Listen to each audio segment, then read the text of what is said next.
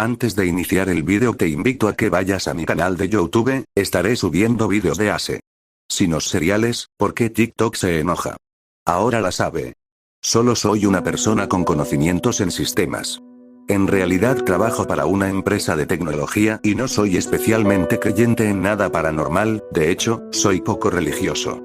La razón por la que paso por aquí es precisamente porque me ha entrado cierta curiosidad en estos asuntos desde que un familiar que vive en el campo vino a mí a contarme una historia bastante particular. Por supuesto, es la primera vez que veo un sitio en el cual esta historia podría ser contada. Javier y María son prácticamente dos campesinos, criados a la vieja usanza en una pequeña choza situada a unos 30 minutos a paso de caballo del pueblo más cercano. Javier es un primo lejano del lado de la familia de mi padre. Mi padre, a pesar de ser médico actualmente, viene de una familia muy humilde en el campo y él logró completar sus estudios de medicina con su propio esfuerzo. Por esta misma razón aún tenemos bastantes familiares en zonas rurales que nunca han salido del campo. La historia me la contó mi primo una temporada que hicimos el viaje hasta ese pueblo y decidimos de paso ir hasta donde el buen primo ya que le vemos prácticamente una vez al año en temporada de vacaciones. Usualmente nos genera pereza ir hasta donde él vive, porque a pesar de que el campo es muy bonito y la choza es muy acogedora, la vía para llegar no es precisamente apta para un vehículo moderno, aunque sea una camioneta como en la que vamos. De hecho, no es una carretera como tal, es solo un camino que se ha formado por el pasar de los animales y carretas o algunas motos, y que en invierno es inaccesible a menos que sea en vehículo de tracción animal de 4 patas. También es posible que si dos carros se encuentran, alguno de los dos tenga que regresarse en reversa, por supuesto esto rara vez ha de pasar porque es muy poco transitado. La última vez que lo visitamos, el buen primo tenía la espalda llena de cicatrices. Nuestra primera reacción fue preguntarle qué había pasado. Su respuesta me ha dejado atónito, es la primera vez que escuché algo similar. No sé si en el pueblo les contaron que me caí del caballo. Todo el mundo dice eso, pero María sabe lo que realmente pasó. No quisiera contarles porque están de visita y no quiero que vayan a pasar una mala noche. Más que la razón por la cual nos lo decía, yo podía notar que tenía miedo de contar la historia. Sus ojos trataban de apartar la mirada y buscar otro tema de conversación. Sin embargo, yo insistí, diciéndole que solo era una historia y que no me podía dejar con la intriga. Bueno, siéntate aquí, me dijo al rato cuando los demás estaban haciendo otras cosas. No quiero que tu pae se ponga nervioso manejando cuando estén de regreso.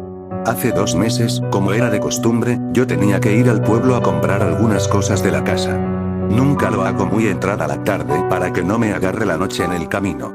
Nunca le he tenido miedo a la noche, hasta ese día le tenía más miedo a los vivos que a los muertos y ya me habían robado antes por andar por el camino tan tarde.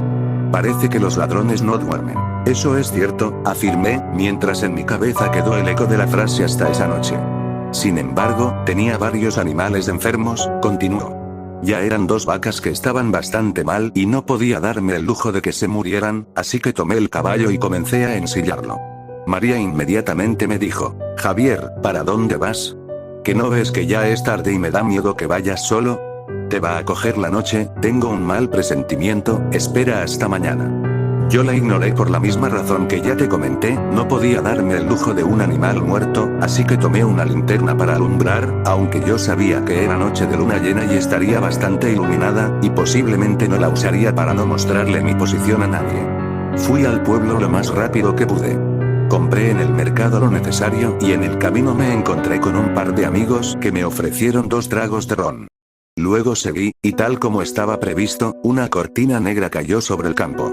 Apenas había comenzado la vía. Claro, el caballo ve mejor que yo, así que solo me incliné y traté de ir lo más rápido posible con la luz apagada para no mostrarle mi posición a ningún bandido. Llevaba muy buen ritmo, estimo que debía ir al menos ya por la mitad del camino y me iba sintiendo más tranquilo en cuanto avanzaba. Sin embargo, cuando llegué a la curvita por donde se llega al arroyo, algo extraño llamó mi atención, hizo una pausa, como tomando fuerzas para poder explicarme lo que seguía. Mientras hacía eso su miedo me invadía a mí también. Cuando pasé por la curva vi una silueta, estaba casi seguro de que era una niña. Para este punto, mi vista ya se había adaptado un poco a la oscuridad y podía distinguir cosas, pero como pasé tan rápido por aquel punto no podía estar seguro de si era correcto lo que vi o no. Por supuesto, la duda me estaba matando. ¿Y si era una niña que se había perdido? ¿Qué tal si la muerde una víbora? Tal vez la pobre no se atrevía a caminar del miedo.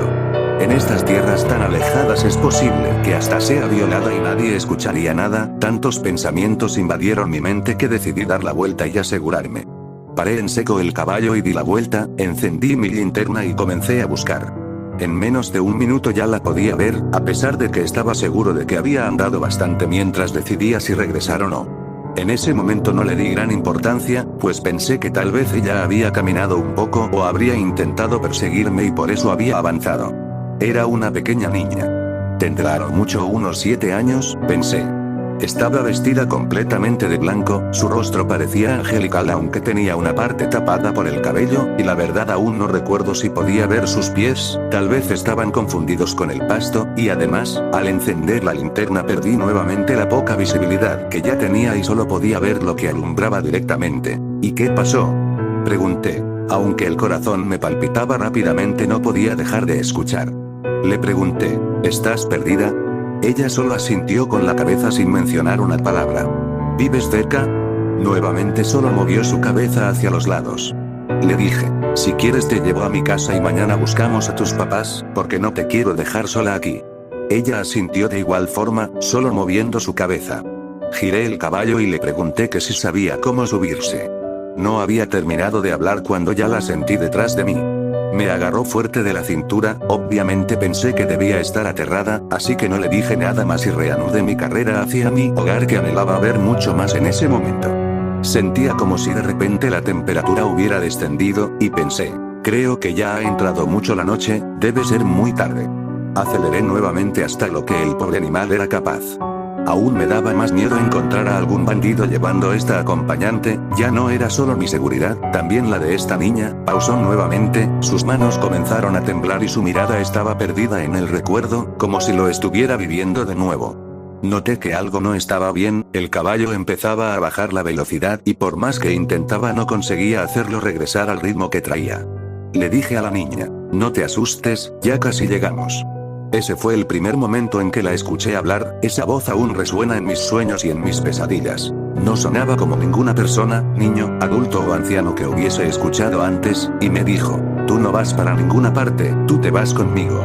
Impactado por sus palabras, miré hacia atrás. No podía ver su rostro, ya que estaba apoyado sobre mi espalda, pero sus piernas eran tan largas que arrastraban contra el suelo, era eso lo que no dejaba avanzar al caballo, lo estaba frenando. Enseguida me di cuenta de que el frío que sentía no era normal, estaba temblando, mis manos estaban moradas, pero mi espalda estaba muy caliente. Sentía un olor a azufre que no desaparecía. De pronto, me habló de nuevo. Reza lo que te sepas si quieres, pero tú te vas conmigo. A mi mente vinieron muchas oraciones, las que había escuchado en la iglesia, las decía así no creyera en nada de eso. Las que había escuchado cuando enterraban a la gente, las que había escuchado rara vez de algún religioso o en el colegio. El caballo iba cada vez más lento, casi que se detenía, y cada vez que terminaba alguna oración ella reía y solo decía, esa ya me la sé, tú te vas conmigo. Hizo una última pausa, esta vez el tono de su voz cambió, parece que había más tranquilidad en su rostro. En ese momento me recordé a la bisabuela, ella siempre hacía una oración cuando alguien se sentía triste o estaba enfermo, no sé cómo la recordé en ese momento puesto que yo aún estaba pequeño cuando ella falleció. Tampoco recuerdo que sea algo que haya escuchado en una iglesia convencional, era algo como un pedazo de una canción o algo muy, muy viejo. Esperé que ella se riera aún más, pero solo había silencio. En un tono de disgusto, me dijo, ¿te salvas? Porque esa no me la sé. De inmediato desapareció la presión del caballo y comenzó a andar un poco más rápido, aunque se escuchaba en su respiración que estaba muy agotado. La presión en mi espalda desapareció pero todavía me dolía un poco, estoy seguro de que por el miedo sentía menos el dolor. Cuando llegué a la casa, dejé el caballo afuera sin pensarlo y entré donde María. Le di un beso y le conté lo que me había pasado. Ambos estábamos petrificados. Ella miró mi espalda y me dijo que estaba quemado, pero parecía como si me hubiera quemado hace tiempo, solo eran cicatrices. Habremos dormido un par de horas esa noche.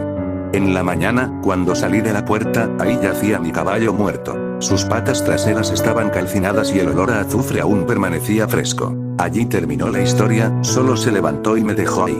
Yo no sabía qué decir ni qué pensar.